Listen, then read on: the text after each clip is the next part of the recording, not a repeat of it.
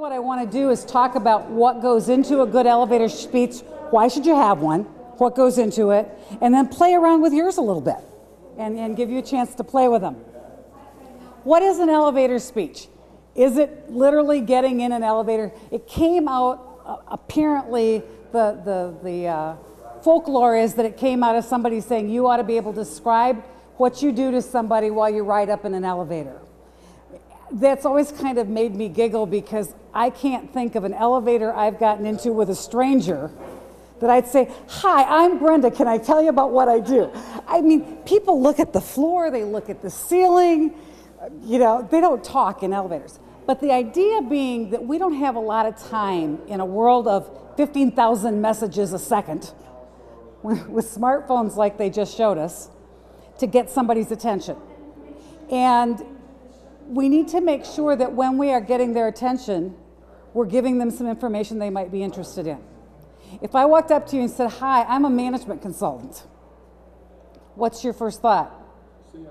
Yeah, see you later. Why would I want to do that? Because people don't buy consultants. They buy problem solutions. So I want to be able to tell you very quickly why you would be interested in using me to help you solve your problems. That's what you're interested in. So a good elevator speech has 3 key components. It tells somebody what I do.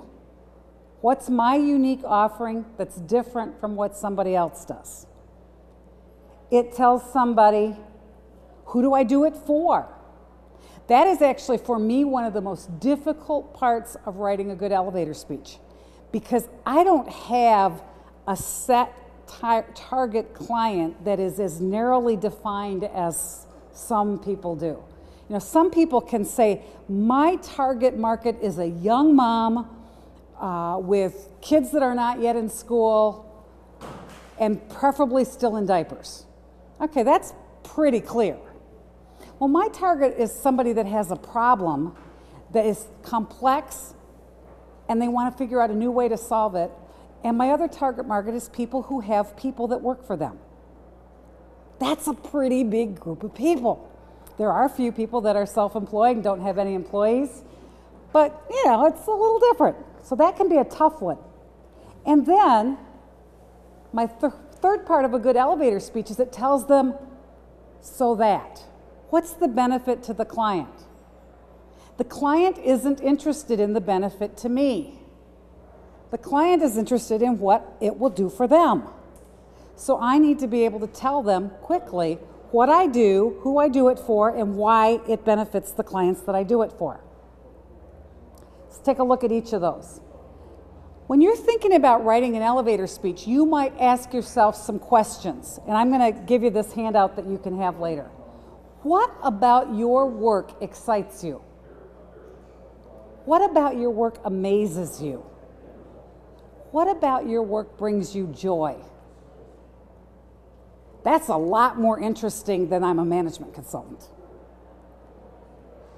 I get a kick out of it when I see people figure out how to do something they weren't able to do before and make more money as a result of it. I get a kick out of it when an employee that they thought they were going to fire turns around and becomes a great performer. That's fun for me. That's a lot more interesting than I'm a management consultant. So thinking about what brings you joy, and then this one has really hit me as I've been working on this speech. I told you it's hard for me to define my ideal client. It is not so hard for me, however, to answer these 2 questions. Who do you love working with? And who brings a smile to your face when they call? When I get a call from another consultant who works with great big companies, who's got a project going on with 65 or 70 people, and they want me to come in and run the technology and help people make decisions quickly, I get a big smile on my face. When I get a call from someone who says, "Could you write a handbook for me?" I don't get quite as big of a smile on my face. And that was a real aha for me. Actually, 2 weeks ago, I was doing that wonderful project with 65 people in St. Louis, and talking with one of the other facilitators that night, and she said, I don't think you're prospecting in the right place. She said, you're talking about prospecting little tiny companies and you're going to write handbooks for them. She said, I think you need to prospect for good consulting firms and get to know them and get them to know what you do, because she said, you're going to have a lot more fun. That was a real aha for me. So thinking about, who do you grin when they call and say, oh good, I can't wait to work with them again? Those are your ideal clients. And then, what problems do you solve? What can your client do as a result of using your products or services?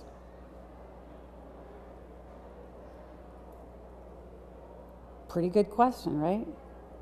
I have clients who can now have conversations with their employees about performance without having a panic attack first, and actually see the performance in their employees change.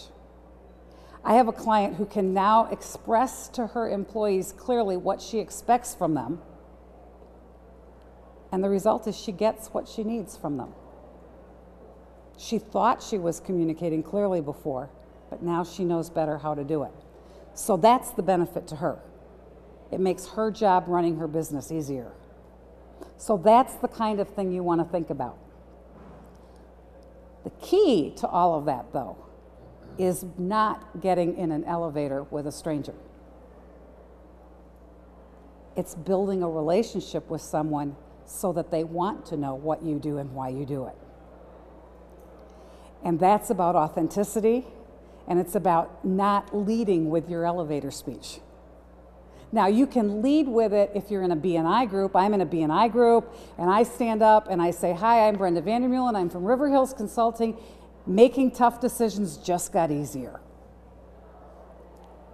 I've told them I'm going to help them make decisions, which is a problem they've got. They can do it with me, and I can make it easier. So you can do that. But you got to think about then, what's my goal out of that? All I want to do out of that is get them to tell me more. That, by the way, is the goal of a good elevator speech. The goal of a good elevator speech is to get the other person to say, tell me more. I'd like to know about that. What does that mean? So what I would like to do in the next few minutes is back up. Isn't this cool software? This is free. This is called Prezi.com, and it's getting rid of PowerPoint and all on one page. Isn't that just the coolest thing? I love it. Because it's not boring. What I like, Pardon? it's not boring. Yes, it's not boring. It moves and it lets you connect and it lets you do fun things, and it's free. I like free. Was it easy to set up? Oh yeah, it's just an online service, and it's very intuitive. And you know, I'm still learning how to get better with it. But they claim that you can take your PowerPoint presentations and actually convert them. I have not tried that yet, because my PowerPoints are a little more boring. Let's take a look at these steps again with you. What do? I help people become more healthy. You help people become healthy so that... Live longer and have higher function. Wow. Now, what's your occupation? Sales manager at a health club. So if you said, hi, I'm a health manager or a sales manager at a health club. Okay, that's nice. Nice to meet you. I help people become healthy so that they can live longer and happier lives. Wow, tell me more. What do you do? We do home energy assessments and improvements Why? to help houses live better. So you help houses live better, or you help people live better in their houses? Well, we help houses live better, which helps people live better and more comfortably. Okay. I actually kind of like I help houses live better because it makes me curious. It makes me curious. What do you do? I own a rental company. We do wedding and event rentals. Okay. It's like I start marriages. I help people start their marriage on the right foot with an event to remember. Lot different than I rent tables and chairs and facilities. What do you do? I help people to achieve financial security so they feel happy and they were secure right now and in the future. So you help people find their financial security. I know someone who does something similar, and he says, I help you invest in your future. I help your money work for you. You invest, I help you invest in your future and have your money work for you. A good elevator speech can end, doesn't have to, but can end with a call to action. The call to action is typically not, would you like to buy my services? Because that's a little premature. But you want to think about, if you're giving it, if I'm at a B&I meeting, my call to action is typically a request for a referral to a specific kind of client. I have a new product that I'm selling right now where I'm trying to go into companies and help them assess their human resources so that they can understand better how that affects their profitability. So I might go in and give my Making Tough Decisions Just Got Easier tagline. I might say something about that new product. And then I'm going to end by saying, who do you know that has employees that doesn't have an HR manager and would like to know more about how they could make more money? Please give me a referral so that I can then ask my colleagues in B&I to do that. You might be asking, who do you know that would like to be healthier, that's been complaining about not being as healthy as they'd like to be, but doesn't know how to get started? Pass me a referral and I'll give them a call. So end with a good call to action. It might be, could I set up a time to come and meet with you and talk with you more about that? Would you be interested in having a follow-up conversation? You get that appointment, now you don't have to worry about, do I have to just give an elevator speech? Now you have a time to explore with them in an authentic relationship, what business problems are they facing? One thing to remember is you cannot have one elevator speech for everyone. I have very different services that I offer. You can kind of tell that from what I've said. I can't use one elevator speech for all of that, because then it'll be a World Trade Center elevator speech. You know, not the Warm Friend Hotel. And you also have to make sure you're keeping your language current. I think the master of that I know in this area is Sean Miller. Sean knows how to present what he's doing in contemporary language better than just about anybody I know.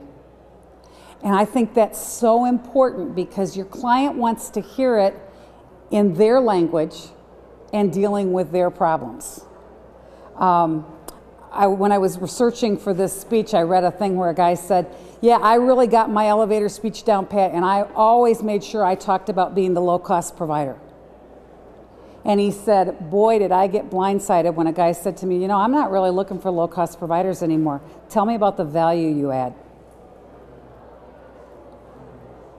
Different way of looking at it. So be sure you're paying attention to what does your client think about, what keeps them awake at night, and make sure you're presenting your services in a way that's relevant to them.